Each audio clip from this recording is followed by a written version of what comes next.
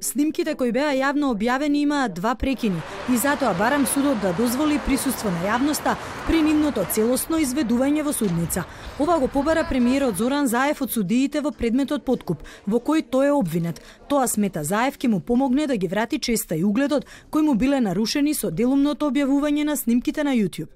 Судијата Дарко Тодоровски го прифати барањето на Заев и за следниот понеделник ќе овозможи технички услови во судот за одбраната и јавноста да ги гледаат посебните истражни мерки направени во градоначалничкиот кабинет на Заев.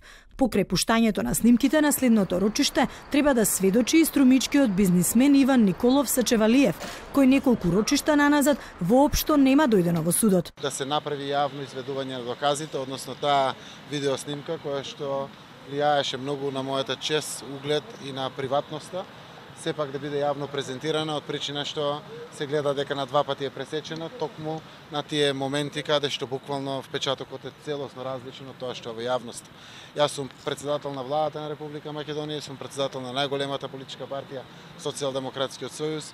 Изворедно ми беше од значење да биде транспарентно до крај јавно презентирано, за да можат граѓаните, покрај тоа што правно формално нели судот ќе се изјасни за постапката, но и граѓаните да имаат свој сопствен впечаток за тоа што се случило и што всушност се разговарало.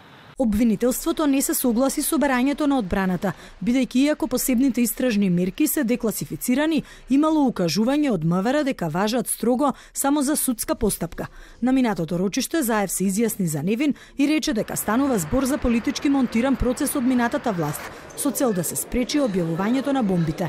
Тој се товари за барање на подкуп во висина од 160.000 евра од струмичкиот бизнисмен за приватизација на земјиште.